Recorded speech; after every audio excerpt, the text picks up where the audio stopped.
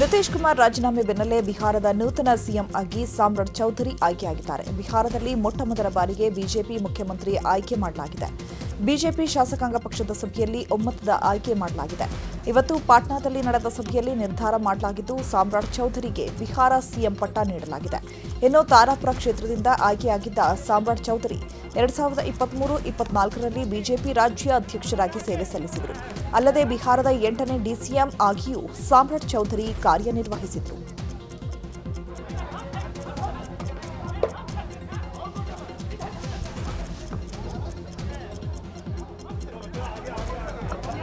ये मेरे लिए जीवन में भारतीय जनता पार्टी ने जितना काम करने का मौका दिया, मैं ये कह सकता हूं कि एक राजनीतिक कार्यकर्ता के तौर पर लगभग 30 साल से काम कर रहा हूं और बिहार की तमाम नेताओं के सहयोग से बिहार में एनडीए की सरकार बना, तब भी उप मुख्यमंत्री के तौर पर वित्त विभाग के तौर पर काम करने का।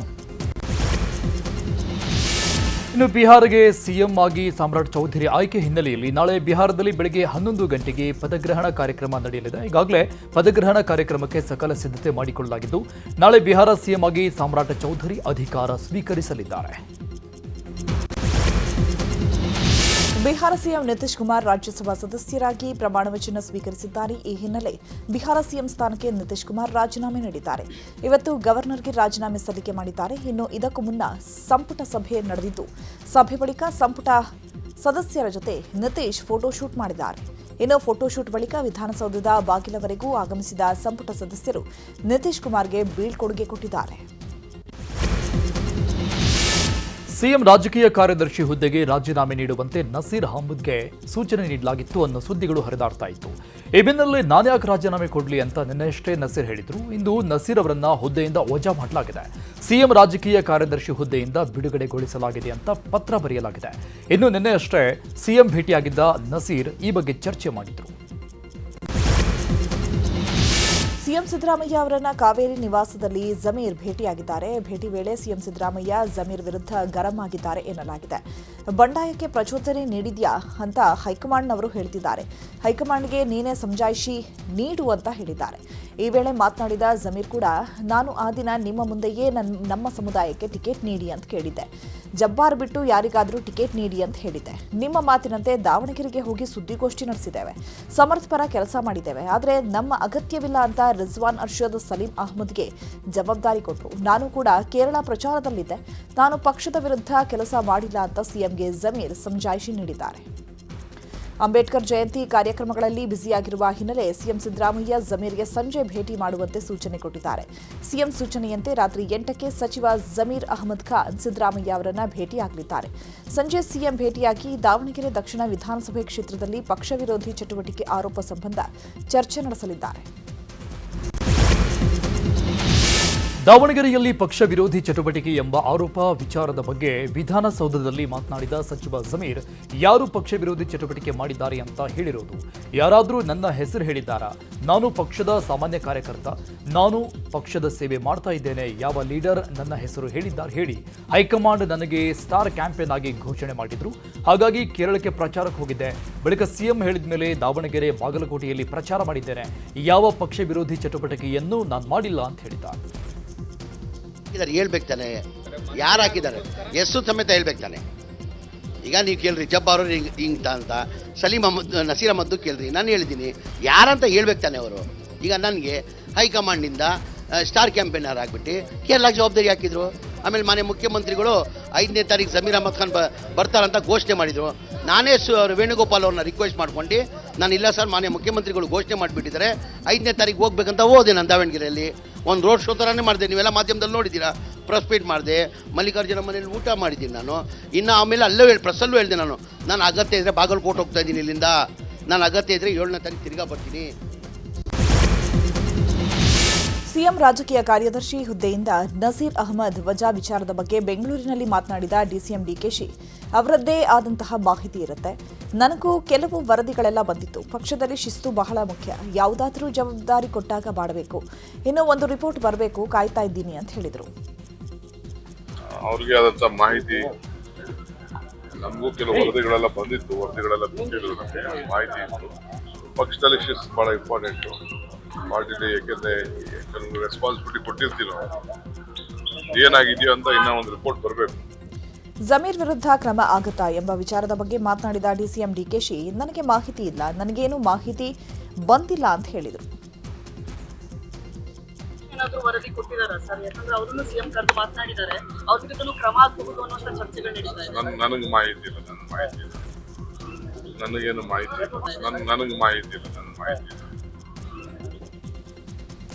ಇನ್ನು ಶಾಸಕರನ್ನ ಪ್ರತ್ಯೇಕವಾಗಿ ಕರೆದು ಮಾತನಾಡ್ತಾ ಇರುವ ವಿಚಾರದ ಬಗ್ಗೆ ಮಾತನಾಡಿದ ಡಿಸಿಎಂ ಡಿಕೆಶಿ, ರಾಜಕಾರಣ ಮಾಡಬೇಕು ಅಂದ್ರೆ ನಮ್ಮ ಎಂಎಲ್ಎಗಳಿಗೆ ಮಾತನಾಡಬೇಕು, ಅವರ ಮುಂದಿನ ಭವಿಷ್ಯಕ್ಕೆ ಏನೇನು ರೂಪಿಸಬೇಕು ಅಂತ ತೀರ್ಮಾನ ಮಾಡಬೇಕಲ್ವಾ, ಯಾರ್ಯಾರಿಗೆ ಏನೇನು ಹೇಳಬೇಕು, ಯಾರ್ಯಾರಿಗೆ ಮಾರ್ಗದರ್ಶನ ಮಾಡಬೇಕು ಮಾಡ್ತೇವೆ. ಕಾರ್ಪೊರೇಷನ್ ಎಲೆಕ್ಷನ್ಗೆ ಸಿದ್ಧತೆ ಆರಂಭಿಸಬೇಕು, ಲೋಕಲ್ ಬಾಡಿ ಎಲೆಕ್ಷನ್ ಬಗ್ಗೆ ಮಾತನಾಡೋದು ನನ್ನ ಡ್ಯೂಟಿ, ಹಾಗಾಗಿ ಮಾತನಾಡ್ತಾ ಇದ್ದೇನೆ ಅಂತ ಹೇಳಿದರು. ಮಾಡಬೇಕಾದ್ರೆ ರಾಜಕಾರಣ ಆದ್ಮೇಲೆ ನಾವೆಲ್ಲರಿಗೂ ನಮ್ಮ MLAsಗೆ ಅವ್ರಿಗೆಲ್ಲ ಮುಂದಿನ ಭವಿಷ್ಯಕ್ಕೆ ಏನೇನು ರೂಪಿಸ್ಬೇಕು ನಾವೆಲ್ಲ ತೀರ್ಮಾನ ಮಾಡ್ಬೇಕಾರ. ಅವ್ರಿಗೆಲ್ಲ ಯಾರ್ಯಾರಿಗೆ ಏನೇನು ಹೇಳ್ಬೇಕು, ಯಾರ್ಯಾರಿಗೆ ಏನು ಗೈಡ್ ಮಾಡಬೇಕು ಅದೆಲ್ಲ ಮಾಡ್ತೀವಿ. ಎಲ್ಲರಿಗೂ ಕರೆದು ಇನ್ನೆಲ್ಲ ಸಿದ್ಧತೆ ಆಗಬೇಕು. Corporation election, local body elections ಇವೆಲ್ಲ ಇರ್ತದೆ. ಅವೆಲ್ಲ ಮಾತಾಡೋದು ನನ್ನ ಡ್ಯೂಟಿ. ಪಾರ್ಟಿ ಪ್ರೆಸಿಡೆಂಟ್ ಆಗಿ ನಾನು ಮಾತಾಡಿಲ್ಲ, ಇನ್ಯಾರು ಮಾತಾಡ್ತಾರೆ? ಆಮೇಲೆ ಕಳಿಸಿದ್ದೆ.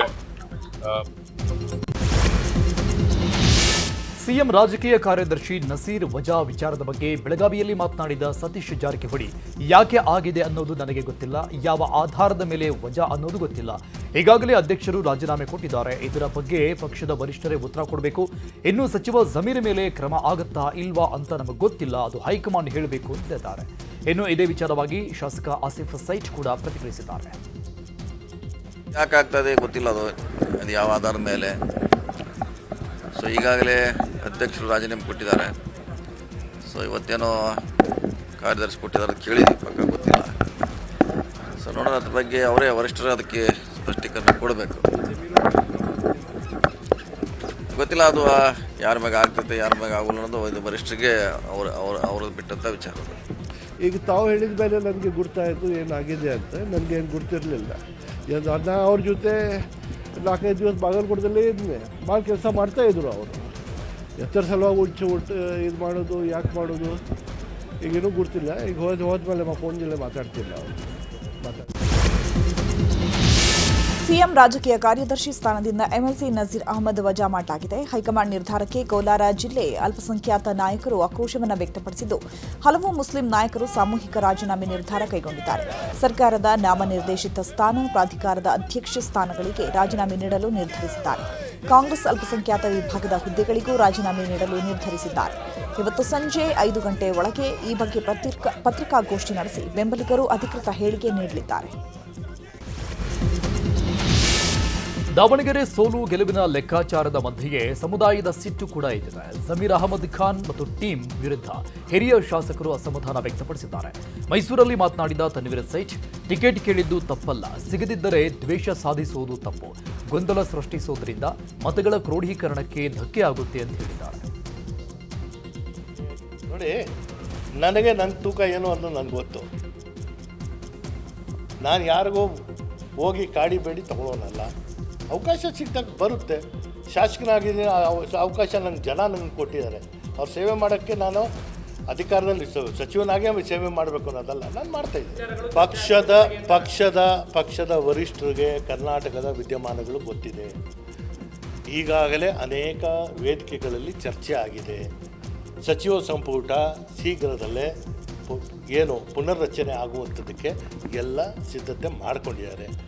ಹಾಗಾಗಿ ಈ ಚುನಾವಣೆಗಳು ಬಂದ ಪರಿಣಾಮವಾಗಿ ಏನೂ ಆಗಿಲ್ಲ. ಮೇ 4 ನಂತರ ಸಚಿವ ಸಂಪುಟಕ್ಕೆ ಒಂದು ಮೇಜರ್ ಸರ್ಜರಿ ಮಾಡೋಕ್ಕೆ ಸಿದ್ಧತೆ ಮಾಡ್ತಾರೆ. ಕಾಂಗ್ರೆಸ್ನಲ್ಲಿ ರಾಜಕೀಯ ಚಟುವಟಿಕೆಗಳು ಜೋರಾಗಿದೆ. ಒಂದೆಡೆ ಸಂಪುಟ ಪುನಾರಚನೆ ಕೂಗು ಜೋರಾಗಿ ಕೇಳಿಬಂದಿದೆ. ನಾಯಕತ್ವ ಬಿಕ್ಕಟ್ಟಿಗೆ ತೆರೆ ಎಳೆಯಲು ತಂತ್ರ ಮಾಡಲಾಗಿದೆ. ಇನ್ನು ಈ ತಂತ್ರ ಕೇವಲ ವರಿಷ್ಠರ ನಿರ್ಧಾರ ತಿಳಿಯೋ ಪ್ರಯತ್ನನ ಅಥವಾ ಸಂಪುಟ ಪುನಾರಚನೆ ದಾಳ ಉರುಳಿಸ್ತಾ ಇದ್ದಾರಾ ಅನ್ನೋ ಪ್ರಶ್ನೆ ಉದ್ಭವವಾಗಿದೆ. ಸಿಎಂಗೆ ವರಿಷ್ಠರ ಸ್ಪಷ್ಟ ಸಂದೇಶ ತಿಳಿಯೋ ತವಕ ಇದ್ರೆ ಡಿಕೆಶಿಗೆ ನಾಯಕತ್ವದ ಪ್ರಶ್ನೆಗೆ ಉತ್ತರ ಬೇಕಿದೆ. ಇನ್ನು ನಾಯಕತ್ವ ಕಣ್ಣಾಮುಚ್ಚಾಲೆಗೆ ಬ್ರೇಕ್ ಹಾಕಲು ಆಪ್ತರನ್ನ ಮುಂದಿಟ್ಟು ಗೇಮ್ ಶುರು ಮಾಡಿಕೊಂಡ್ರಾ ಅನ್ನೋ ಪ್ರಶ್ನೆ ಉದ್ಭವಿಸಿದೆ. ಕಾಂಗ್ರೆಸ್ ಸರ್ಕಾರಕ್ಕೆ ಮಾನ ಮರ್ಯಾದೆಯ ಅರ್ಥವೇ ಗೊತ್ತಿಲ್ಲ. ಆಡಳಿತ ಯಂತ್ರ ಈಗ ಸಂಪೂರ್ಣವಾಗಿ ಕುಸಿದು ಬಿದ್ದಿದೆ ಅಂತ ಬಿಜೆಪಿ ರಾಜ್ಯಾಧ್ಯಕ್ಷ ವಿಜೇಂದ್ರ ಆರೋಪ ಮಾಡಿದ್ದಾರೆ. ಶಿವಮೊಗ್ಗದಲ್ಲಿ ಮಾತನಾಡಿದ ಅವರು ಸರ್ಕಾರದ ವಿರುದ್ಧ ಕಿಡಿಕಾರಿದ್ರು. 30 ಶಾಸಕರು ದೆಹಲಿಗೆ ಹೋಗಿ ಕುಳಿತು ಲಾಬಿ ಮಾಡ್ತಾ ಇದ್ದಾರೆ. ಮುಖ್ಯಮಂತ್ರಿಯ ಕುರ್ಚಿಗಾಗಿ ನಡೀತಾ ಇರುವ ಬಡಿದಾಟದಿಂದ ಆಡಳಿತ ಯಂತ್ರ ಸಂಪೂರ್ಣವಾಗಿ ಕುಸಿದಿದೆ. ಬೆಂಗಳೂರು ಸಂಪೂರ್ಣವಾಗಿ ಬಣಗುಡುತ್ತಿದೆ. ಸಿಎಂ ಡಿಸಿಎಂ ನಡುವೆ ಬಡಿದಾಟ ಹೆಚ್ಚಾಗಿದೆ. ಅವರಿಬ್ಬರ ಬಡಿದಾಟದಲ್ಲಿ ಜನ ಅನುಭವಿಸ್ತಾ ಇದ್ದಾರೆ ಅಂತ ಆರೋಪ ಮಾಡಿದ್ದಾರೆ. ಸರ್ಕಾರಕ್ಕೆ ಮಾನ ಮರ್ಯಾದೆ ಅದರ ಅರ್ಥನೂ ಗೊತ್ತಿಲ್ಲ, ಅದು ಇಲ್ಲೂ ಇಲ್ಲ. ಉಪಚುನಾವಣೆ ಬಂದಾಗ ಯಾವ ರೀತಿ ಮುಖ್ಯಮಂತ್ರಿಗಳು ಬಾಗಲಕೋಟೆಯಲ್ಲೇ ಬಿಟ್ಟಿದ್ರು ತಾವು ನೋಡಿದ್ರಿ. ಆಡಳಿತ ಯಂತ್ರ ಸಂಪೂರ್ಣ ಕುಸಿಬಿದ್ದಿರುವಂಥ ಈ ಸಂದರ್ಭದಲ್ಲಿ 30-40 ಜನ ಶಾಸಕರುಗಳು ದೆಹಲಿಗೆ ಹೋಗಿ ಕೂತ್ಕೊಂಡು ಲಾಬಿ ಮಾಡುವಂಥದ್ದು ಒಂದು ಕಡೆ ಅವರ ಆಂತರಿಕ ವಿಚಾರ. ಆದರೂ ಸಹ ಮುಖ್ಯಮಂತ್ರಿಯ ಕುರ್ಚಿಯ ಬಡದಾಟಕ್ಕೆ ಇವತ್ತು ಸಂಪೂರ್ಣ ಆಡಳಿತ ವ್ಯವಸ್ಥೆ ಸಂಪೂರ್ಣ ಕುಸಿದಿರುವಂಥದ್ದು ನಾವು ನೋಡ್ತಾ ಇದ್ದೇವೆ. ಕಾಂಗ್ರೆಸ್ ಶಾಸಕರಿಂದ ಸಚಿವ ಸ್ಥಾನ ಬೇಡಿಕೆ ವಿಚಾರದ ಬಗ್ಗೆ ಮಾತನಾಡಿದ ಗೃಹ ಸಚಿವ ಪರಮೇಶ್ವರ್, 2 ಬಾರಿ 3 ಬಾರಿ ಗೆದ್ದ ಶಾಸಕರು ಸಚಿವ ಸ್ಥಾನ ಕೇಳೋದು ಸಹಜ. ಹೈಕಮಾಂಡ್ ಬಳಿ ತಮ್ಮ ಅಹವಾಲು ಹೇಳಿಕೊಂಡಿದ್ದಾರೆ. ಅದರಲ್ಲಿ ತಪ್ಪಿಲ್ಲ. ಮುಂದಿನ ತೀರ್ಮಾನ ಹೈಕಮಾಂಡ್ ತೆಗೆದುಕೊಳ್ಳುತ್ತೆ ಅಂತ ಎಂದಿದ್ದಾರೆ. ಇನ್ನು ಇದೇ ವಿಚಾರವಾಗಿ ಶಾಸಕ ಇಕ್ಬಾಲ್ ಹುಸೇನ್, ಭರತ್ ರೆಡ್ಡಿ ಕೂಡ ಪ್ರತಿಕ್ರಿಯಿಸಿದ್ದಾರೆ. ಹೈಕಮಾಂಡಿಗೆ ನೀವು 15ರೊಳಗೆ ಮಾಡಿ 20ರೊಳಗೆ ಮಾಡಿ ಅಂತ ಗಡುವು ಮಾಡೋದಕ್ಕೆ ಆಗೋದಿಲ್ಲ. ಅವರಿಗೆ ಗೊತ್ತಿದೆ ಯಾವಾಗ ಮಾಡಬೇಕು, ಯಾವಾಗ ಮಾಡಬಾರ್ದು, ಅದೆಲ್ಲ ಅವರಿಗೆ ಬಿಟ್ಟಿರ್ತಕ್ಕಂಥದ್ದು. ಅವು ಅವಾಲ್ ಮಾಡ್ಬೋದು, ನಮ್ಮ ಮಂತ್ರಿ ಮಾಡಿ ಅಂತ ಕೇಳ್ಕೊಳ್ಳೋದು. ಆದರೆ ಅವರು ಯಾವಾಗ ಮಾಡ್ತಾರೆ ಮಾಡಲ್ಲ, ಯಾರನ್ನು ಮಾಡ್ತಾರೆ ಮಾಡಲ್ಲ, ಅದೆಲ್ಲ ನಮಗೆ ನಾವು ಅವರಿಗೆ ಹೇಳೋಕ್ಕಾಗೋದಿಲ್ಲ. ಗಡುವು ಕೊಡೋದಕ್ಕೆ ನಾವೇ ಅಲ್ಲ, ಅದಕ್ಕೆ ಹೋಗಿದ್ದಾರೆ ಈಗ ಅವರು. ಕಾಂಗ್ರೆಸ್ ಶಾಸಕರ ದೆಹಲಿ ಪರೇಡ್ ವಿಚಾರದ ಬಗ್ಗೆ ಮಾತನಾಡಿದ ಸಂಸದ ಬಸವರಾಜ ಬೊಮ್ಮಾಯಿ, ಸಿಎಂ ತಮ್ಮ ಸಚಿವ ಸಂಪುಟ ಸದಸ್ಯರ ಮೇಲೆ ಮತ್ತು ಶಾಸಕರ ಮೇಲೆ ಹಿಡಿತ ಕಳೆದುಕೊಂಡಿದ್ದಾರೆ. ಇದರ ಹಿಂದೆ ಮುಖ್ಯಮಂತ್ರಿಗಳೇ ಇದ್ದಾರೆ ಅನ್ನಿಸ್ತಾ ಇದೆ. ಯಾಕಂದ್ರೆ ಉಪಮುಖ್ಯಮಂತ್ರಿಗಳು ಶಾಸಕರಿಗೆ ವಾರ್ನಿಂಗ್ ನೀಡುತ್ತಾ ಇದ್ದಾರೆ. ಕ್ಯಾಬಿನೆಟ್ ಎಕ್ಸ್ಪೆಷನ್ಸ್ ಆದ್ರೆ ನಾಯಕತ್ವ ತೀರ್ಮಾನ ಮುಂದೆ ಹೋಗಲಿದೆ ಅಂತ ಈ ರೀತಿ ಮಾಡ್ತಾ ಇದ್ದಾರೆ. ಈ ಸಂಘರ್ಷ ಇಲ್ಲಿಗೆ ನಿಲ್ಲಲ್ಲ ಅಂತ ಹೇಳಿದ್ದಾರೆ. ಡಿಸಿಎಂ ಡಿಕೆ ಶಿವಕುಮಾರ್ಗೆ 3 ಕಾಸಿನ ಬೆಲೆ ಇಲ್ಲ ಅಂತ ವಿಪಕ್ಷ ನಾಯಕ ಆರ್ ಅಶೋಕ್ ವಾಗ್ದಾಳಿ ನಡೆಸಿದರು. ಮಂಡ್ಯದ ಆದಿಚುಂಚನಗಿರಿ ಮಠದಲ್ಲಿ ಮಾತನಾಡಿದ ಅವರು, ಡೆಡ್ಲೈನ್ಗಳಿಗೆ ಬೆಲೆ ಇಲ್ಲದಂತಾಗಿದ್ದು ಡೆಡ್ಲೈನ್ ಎಕ್ಸ್ಪೈರಿ ಆಗಿದೆ. ಖರ್ಗೆ ಮನೆಗೆ ಡಿಕೆ ಹೋಗಿ ಸಿಎಂ ಮಾಡ್ತಿರೋ ಇಲ್ವಾ ಅಂತ ಗಲಾಟೆ ಮಾಡಿದ್ದಾರೆ. 2 ವರ್ಷದಿಂದ ಕಾಂಗ್ರೆಸ್ ಪಕ್ಷ ಸತ್ತು ಹೋಗಿದ್ದು ಬರೀ ಆಂತರಿಕ ಜಗಳ ಅಷ್ಟೇ ನಡೀತಾ ಇದೆ. ಡಿಕೆ ಶಿವಕುಮಾರ್ ಬೆದರಿಕೆಗೆ ಜಗ್ಗದೆ ಶಾಸಕರು ದೆಹಲಿಗೆ ಹೋಗಿದ್ದಾರೆ ಅಂತ ವಾಗ್ದಾಳಿ ನಡೆಸಿದ್ದಾರೆ.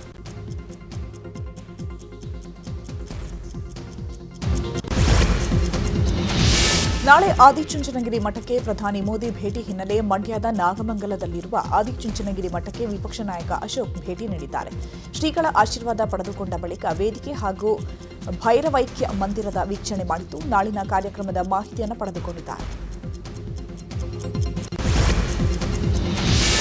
ನಾಳೆ ಆದಿಚುಂಚನಗಿರಿಗೆ ಪ್ರಧಾನಿ ಮೋದಿ ಭೇಟಿ ಹಿನ್ನೆಲೆಯಲ್ಲಿ ಮಠದ ಸುತ್ತಮುತ್ತ ಬಿಗಿ ಪೊಲೀಸ್ ಬಂದೋಬಸ್ತ್ ಹಮ್ಮಿಕೊಳ್ಳಲಾಗಿದೆ. ಪ್ರಧಾನಿ ಮೋದಿ ಭದ್ರತೆಗಾಗಿ ಬೆಳ್ಳೂರು ಪಂಚಾಯಿತಿ ವ್ಯಾಪ್ತಿಯಲ್ಲಿ ಡ್ರೋನ್ ಹಾರಾಟಕ್ಕೆ ನಿರ್ಬಂಧ ವಿಧಿಸಲಾಗಿದೆ. ನಾಳೆ ಬೆಳಗ್ಗೆ 6 ಗಂಟೆಯಿಂದ ಸಂಜೆ 6 ಗಂಟೆಯವರೆಗೂ ಬೆಳ್ಳೂರು ಪಟ್ಟಣ ಪಂಚಾಯಿತಿಯ ಸುತ್ತಮುತ್ತ 12 ಕಿಲೋಮೀಟರ್ ವ್ಯಾಪ್ತಿಯಲ್ಲಿ ಡ್ರೋನ್ ಕ್ಯಾಮೆರಾ ಹಾಗೂ ಮಾನವರಹಿತ ಏರ್ಕ್ರಾಫ್ಟ್ಗೆ ನಿರ್ಬಂಧ ವಿಧಿಸಿ ಡಿಸಿ ಡಾಕ್ಟರ್ ಕುಮಾರ್ ಆದೇಶ ಹೊರಡಿಸಿದ್ದಾರೆ. ಅಷ್ಟೇ ಅಲ್ಲದೆ ಹೆದ್ದಾರಿಯನ್ನು ಬಂದ್ ಮಾಡಲಾಗಿದೆ. ನಾಳೆ ಬೆಳಗ್ಗೆ 6 ಗಂಟೆಯಿಂದ ಸಂಜೆ 6 ಗಂಟೆಯವರೆಗೂ NH 150A ಹಾಗೂ NH 75A ಹೆದ್ದಾರಿ ಸಂಚಾರ ಬಂದ್ ಮಾಡಲಾಗಿದೆ. ಖಾಲಿ ಹುದ್ದೆ ಭರ್ತಿಗೆ ಆಗ್ರಹಿಸಿ ಉದ್ಯೋಗಾಕಾಂಕ್ಷಿಗಳು ಪ್ರತಿಭಟನೆ ಬಗ್ಗೆ ಕೇಂದ್ರ ಸಚಿವ ಎಚ್ ಡಿ ಕುಮಾರಸ್ವಾಮಿ ಪ್ರತಿಕ್ರಿಯೆ ನೀಡಿದ್ದಾರೆ. ಬೆಂಗಳೂರಿನಲ್ಲಿ ಮಾತನಾಡಿದ ಅವರು, ಸರ್ಕಾರದ ವಿರುದ್ಧ ಬೀದಿಗಿಳಿದು ಹೋರಾಟ ಮಾಡಿ ಪೊಲೀಸ್ ಕೇಸ್ಗಳಿಗೆಲ್ಲ ಹೆದರಬೇಡಿ. ಕೇಸ್ಗಳನ್ನು ಕಿತ್ತು ಹಾಕುವುದು ನಮ್ಮ ಜವಾಬ್ದಾರಿ. ಇಂಥ ಕೆಟ್ಟ ಸರ್ಕಾರದ ವಿರುದ್ಧ ಇಡೀ ರಾಜ್ಯದಲ್ಲಿ ಹೋರಾಟ ಮಾಡಬೇಕು. ಧಾರವಾಡ ಮಾತ್ರವಲ್ಲ, ಇಡೀ ರಾಜ್ಯದಲ್ಲಿ ಯುವಕರು ಹೋರಾಟ ಮಾಡಬೇಕು ಅಂತ ಹೇಳಿದ್ದಾರೆ. ಇನ್ನು ಇದೇ ವಿಚಾರವಾಗಿ ಬಸವರಾಜ ಬೊಮ್ಮಾಯಿ ಕೂಡ ಪ್ರತಿಕ್ರಿಯಿಸಿದ್ದಾರೆ.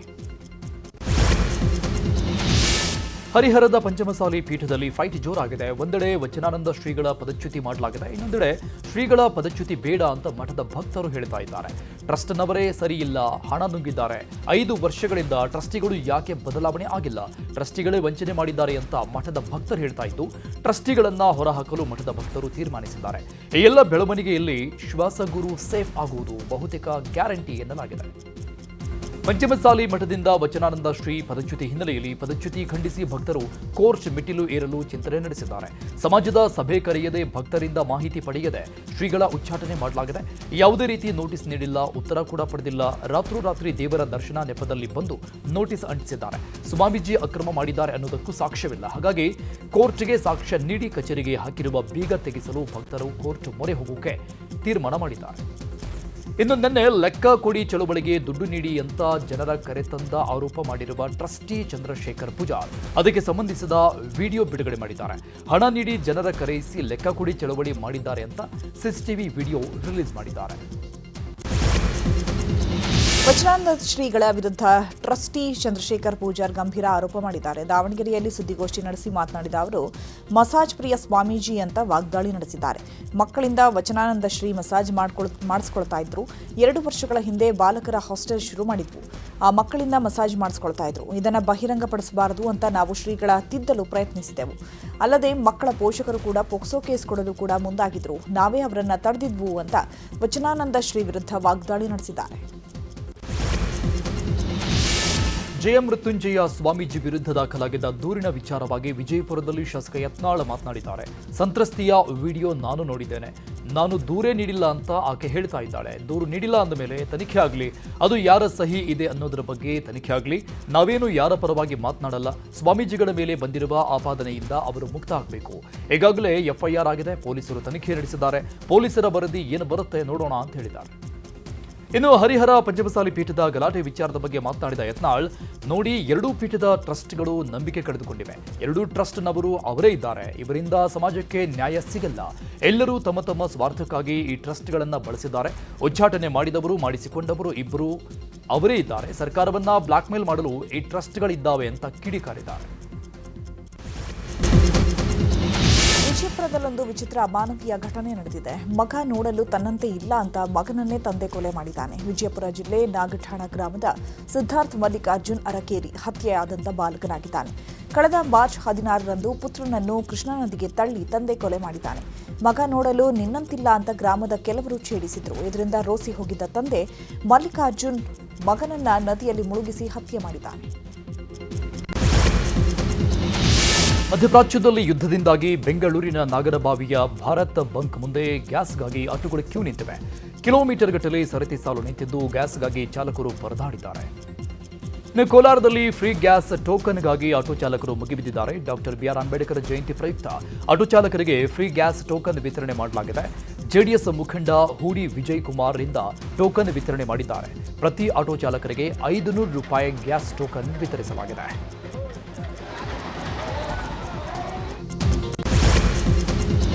ಕಾಂಗ್ರೆಸ್ ಯುವ ಮುಖಂಡ ಫೈರೋಜ್ ಕೊಲೆ ಪ್ರಕರಣಕ್ಕೆ ಸಂಬಂಧಪಟ್ಟಂತೆ ಮೃತ ಫೈರೋಜ್ ಮನೆಗೆ ಸಚಿವ ಸಂತೋಷ್ ಲಾಡ್ ಭೇಟಿ ನೀಡಿ ಕುಟುಂಬಸ್ಥರಿಗೆ ಸಾಂತ್ವನ ಹೇಳಿದ್ದಾರೆ. ಬಳಿಕ ಮಾಧ್ಯಮಗಳಿಗೆ ಮಾತನಾಡಿದ ಸಂತೋಷ್ ಲಾಡ್, ಕೊಲೆಗೆ ವೈಯಕ್ತಿಕವೋ ವ್ಯವಹಾರವೋ ಅನ್ನೋದರ ಬಗ್ಗೆ ತನಿಖೆ ನಡೆಸಲಾಗ್ತಾ ಇದೆ. ಪ್ರಕರಣಕ್ಕೆ ಸಂಬಂಧಪಟ್ಟಂತೆ 9 ಜನರನ್ನು ಬಂಧಿಸಲಾಗಿದೆ. ಸಮಗ್ರವಾಗಿ ತನಿಖೆ ಮಾಡುವಂತೆ ಪೊಲೀಸ್ ಕಮಿಷನರ್ಗೆ ಸೂಚನೆ ನೀಡಿದ್ದೇನೆ. ಕಾನೂನಾತ್ಮಕವಾಗಿ ಅವರ ಕುಟುಂಬಕ್ಕೆ ನ್ಯಾಯ ಸಿಗುತ್ತೆ ಅಂತ ಹೇಳಿದರು.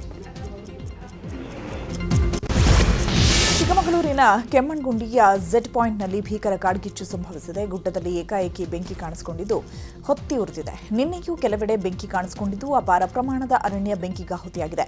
ಇವತ್ತು ಕೂಡ ಕೆಲ ಪ್ರದೇಶದಲ್ಲಿ ಕಾಡ್ಗಿಚ್ಚು ಕಾಣಿಸಿಕೊಂಡಿದ್ದು ಬೆಂಕಿ ನಂದಿಸಲು ಅರಣ್ಯ ಸಿಬ್ಬಂದಿ ಹರಸಾಹಸ ಪಡುತ್ತಿದ್ದಾರೆ. ಸಮೀಕ್ಷಾ ರೆಡ್ಡಿ ಸಾವಿಗೆ ಕಾರಣವಾದ ನೀರಾನೆ ಸಾವನ್ನಪ್ಪಿದೆ. ಶಿವಮೊಗ್ಗ ಮೃಗಾಲಯದಲ್ಲಿ ಹಂಸಿನಿ ನೀರಾನೆ ಮೃತಪಟ್ಟಿದೆ. ಗರ್ಭಪಾತ ಹಾಗೂ ತೀವ್ರ ಸೋಂಕಿನಿಂದ ಬಳಲ್ತಾ ಇದ್ದಂತಹ ಹಂಸಿನಿ ಚಿಕಿತ್ಸೆ ಫಲಕಾರಿಯಾಗದೆ ಸಾವನ್ನಪ್ಪಿದೆ. ಡಾಕ್ಟರ್ ಸಮೀಕ್ಷಾ ರೆಡ್ಡಿ ಮೃತಪಟ್ಟಾಗಲೇ ಘಾಸಿಯಾಗಿದ್ದ ನೀರಾನೆ ಚೇತರಿಕೆ ಕಂಡಿರಲಿಲ್ಲ. ಸತತ ಚಿಕಿತ್ಸೆ ನೀಡಿದರೂ ನೀರಾನೆ ಬದುಕುಳಿಯಲಿಲ್ಲ. ರಾಜ್ಯದ 5ಕ್ಕೂ ಹೆಚ್ಚು ಜಿಲ್ಲೆಗಳಲ್ಲಿ 40 ಡಿಗ್ರಿ ಸೆಲ್ಸಿಯಸ್ ತಾಪಮಾನ ದಾಟಿದೆ. ಕಲಬುರಗಿಯಲ್ಲಿ 42 ಡಿಗ್ರಿ ಸೆಲ್ಸಿಯಸ್ ತಾಪಮಾನ ದಾಖಲಾಗಿದ್ದು, ಇನ್ನು ಬೆಂಗಳೂರಲ್ಲಿ 36 ಡಿಗ್ರಿ ಸೆಲ್ಸಿಯಸ್ ಇದ್ದು, ಮುಂದಿನ ದಿನಗಳಲ್ಲಿ ಬೆಂಗಳೂರಲ್ಲಿ 38 ಡಿಗ್ರಿ ತಲುಪುವ ಸಾಧ್ಯತೆ ಇದೆ. ಇನ್ನು ಗದಗ, ರಾಯಚೂರು, ವಿಜಯಪುರ, ಯಾದಗಿರಿಯಲ್ಲಿ 40 ಡಿಗ್ರಿ ತಾಪಮಾನ ದಾಖಲಾಗಿದ್ದು, ಬೀದರ್, ಬಳ್ಳಾರಿ, ವಿಜಯನಗರ, ಬಾಗಲಕೋಟೆ, ಕೊಪ್ಪಳ ಜಿಲ್ಲೆಗಳಲ್ಲಿ ಉಷ್ಣ ಅಲೆ ಹೆಚ್ಚಾಗುವ ಸಾಧ್ಯತೆ ಇದೆ. ನಾಳೆ ಆರ್ಸಿಬಿ ಹಾಗೂ ಲಕ್ನೋ ವಿರುದ್ಧ ಐಪಿಎಲ್ ಪಂದ್ಯಾವಳಿ ಚಿನ್ನಸ್ವಾಮಿ ಕ್ರೀಡಾಂಗಣದಲ್ಲಿ ನಡೆಯಲಿದೆ. ಹೀಗಾಗಿ ಸ್ಟೇಡಿಯಂ ಬಳಿ ಪೊಲೀಸರ ಭದ್ರತೆ ಒದಗಿಸಲಾಗಿದೆ. ಈಗಾಗಲೇ ಭದ್ರತೆಗಾಗಿ 2,000 ಜನ ಪೊಲೀಸರ ನಿಯೋಜಿಸಲಾಗಿದೆ. ಬ್ಲಾಕ್ ಟಿಕೆಟ್ ಮಾರುವವರ ವಿರುದ್ಧ ಕಾರ್ಯಾಚರಣೆ ಮಾಡಲು 7 ತಂಡಗಳ ನಿಯೋಜಿಸಲಾಗಿದೆ. ಟಿಕೆಟ್ ಇಲ್ಲದೆ ಸ್ಟೇಡಿಯಂ ಬಳಿ ಬರುವಂತಿಲ್ಲ. ಟಿಕೆಟ್ ಇಲ್ಲದೆ ಗುಂಪು ಸೇರಿದರೆ ಅಂತವರ ವಿರುದ್ಧ ಕ್ರಮ ತೆಗೆದುಕೊಳ್ಳಲಾಗುವುದು ಅಂತ ಸೂಚಿಸಲಾಗಿದೆ. ಇನ್ನು ವಾಹನ ನಿಲುಗಡೆಗೂ ಸ್ಟೇಡಿಯಂನ ಸುತ್ತಲಿನ ರಸ್ತೆಗಳಲ್ಲಿ ವ್ಯವಸ್ಥೆ ಮಾಡಲಾಗಿದೆ. ಹಾಲಿವುಡ್ನ ಪ್ರತಿಷ್ಠಿತ ಸೆಲೆಬ್ರಿಟಿ ಯೂಟ್ಯೂಬ್ ಚಾನೆಲ್ನಲ್ಲಿ ನಟ ಯಶ್ ದರ್ಶನ್ ಸಂದರ್ಶನ ಕೊಟ್ಟಿದ್ದಾರೆ. ಹಾಲಿವುಡ್ ಸೆಲೆಬ್ರಿಟಿಗಳ ಇಂಟರ್ವ್ಯೂ ಮಾಡುವ ಪ್ರತಿಷ್ಠಿತ ವೇದಿಕೆಯಾದ ಫ್ಯಾಂಡ್ಯಾಂಗೋ ಯೂಟ್ಯೂಬ್ ಚಾನೆಲ್ನಲ್ಲಿ ಯಶ್ ಸಂದರ್ಶನ ಮಾಡಲಾಗಿದೆ. ಇದೇ ಮೊದಲ ಬಾರಿಗೆ ಕನ್ನಡ ನಟನ ಸಂದರ್ಶನ ಮಾಡಲಾಗಿದೆ. ಹಾಲಿವುಡ್ ಸೆಲೆಬ್ರಿಟಿ ಆಂಕರ್ ನಿಕ್ಕಿ ನೋವಾಕ್ ಯಶ್ ಇಂಟರ್ವ್ಯೂ ಮಾಡಿದ್ದಾರೆ. ಲಾಸ್ ಏಂಜಲೀಸ್ನಲ್ಲಿ ರಾಮಾಯಣ ಚಿತ್ರದ ಬಗ್ಗೆ ಯಶ್ ಹಾಗೂ ನಿರ್ದೇಶಕ ನಿತೇಶ್ ತಿವಾರಿ ಸಂದರ್ಶನ ಮಾಡಲಾಗಿದೆ.